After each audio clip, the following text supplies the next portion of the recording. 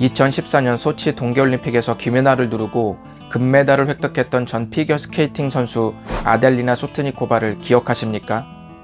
그녀는 2023년 7월 6일 러시아의 릴리아 아브라모바 유튜브 채널에 출연해서 2014년 당시 도핑 검사에서 양성이 나왔다고 폭탄 선언을 했습니다. 만약 이것이 사실이라면 누구도 그녀가 받은 금메달을 인정하지 않을 것입니다. 이제서야 밝혀지긴 했지만 그녀의 승리 방식은 정당한 데서 시작되지 않았습니다. 신앙생활의 승패는 우리의 말과 행동이 위로부터 시작되었는가에 따라 좌우될 것입니다. 왜냐하면 그것이 위로부터 시작되지 않았을 때 정당하지 않기 때문입니다.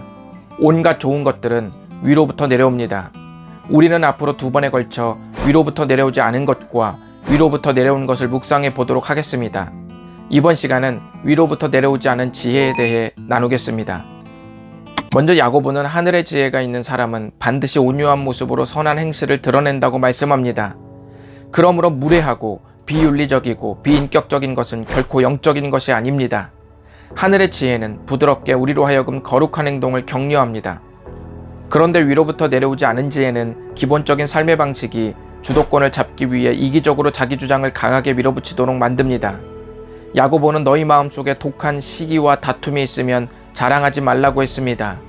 독한 시기와 다툼이 무엇인지 좀 살펴봐야 하는데요. 원래 단어의 의미를 보면 독한 시기는 지나친 열정이라는 뜻입니다.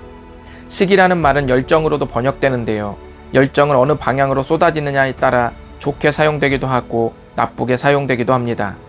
여기서는 나쁜 의도로 사용되기에 지나친 열정으로 볼 수 있습니다. 그리고 다툼은 이기적인 방향으로 흐르는 욕구를 말합니다. 이 두 단어를 합치면 이기적인 욕구를 지나치게 힘을 써서 관철시킨다는 말이 됩니다. 성경은 가짜 지혜가 이끌고 가는 이런 방식의 삶을 3가지로 요약합니다. 이러한 지혜는 위로부터 내려온 것이 아니요 땅 위의 것이요 정욕의 것이요 귀신의 것이니. 위에서 말한 3가지를 설명해드리면 땅 위의 것은 보이지 않는 믿음의 세계에 대해서 마음을 닫아버린 삶을 말합니다. 정욕의 것은 하나님 없이 삶을 향상시키려는 것입니다. 마지막으로 귀신의 것은 하나님께서 말씀하신 가치에 정면으로 반하는 삶을 추구하는 것입니다. 이 3가지 삶의 공통점이 무엇일까요? 맞습니다. 하나님의 삶에서 배제된다는 것입니다.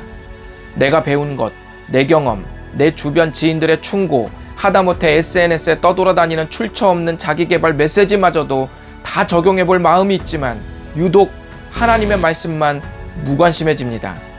주님이 나를 살릴 수 없다는 정서에 깊이 젖어드는 것입니다.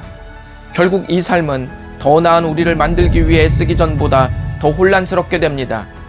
16절의 혼란은 두 마음을 품고 정함이 없다는 단어와 같은 어근입니다. 그러니까 두 마음에서 모든 불안정성이 시작된다는 말입니다. 이것이 위에서 내려오지 않은 지혜가 지향하는 삶입니다. 그렇다면 이 삶을 예수님이 우리를 대하신 모습과 견주어 묵상해 보실까요? 마태복음 11장 28절은 수고하고 무거운 짐진 우리들을 향해 다 내게로 오라고 초청하셨습니다. 빌립보서 2장 7절을 보면 예수님은 자기를 비우어 종의 형체를 가지사 사람들과 같이 되셨다고 했습니다. 요한복음 1장 12절은 예수님을 믿는 우리들에게 하나님의 자녀가 되는 자격을 주셨습니다. 마태복음 28장 20절은 세상 끝날까지 너희와 항상 함께 있겠다고 약속하셨습니다.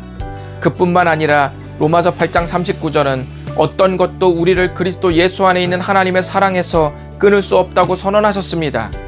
공통점이 무엇입니까? 우리를 배제하지 않으시고 되도록 우리를 자신 안으로 연합하신다는 사실입니다. 홀로 충만하시고 아쉬울 것 없는 예수님이 우리를 자기 안으로 초청하시는 모습과 한없이 부족하고 실수투성이의 우리가 전능하신 하나님을 배제하려는 삶이 너무 대조되지 않으십니까? 위에서 내려오지 않은 지혜는 하나님과 우리를 일상에서 분리시키고 한없이 부족하고 연약하다는 실상을 감춥니다. 여러분, 회복을 위해 실상을 드러내는 것은 사랑입니다. 지금까지 하나님을 배제하고 애써온 삶이 있으셨다면 이제부터 아무것도 묻지 않으시고 있는 모습 그대로 우리를 받아주시는 주님께 마음을 열어보시는 것이 어떻겠습니까?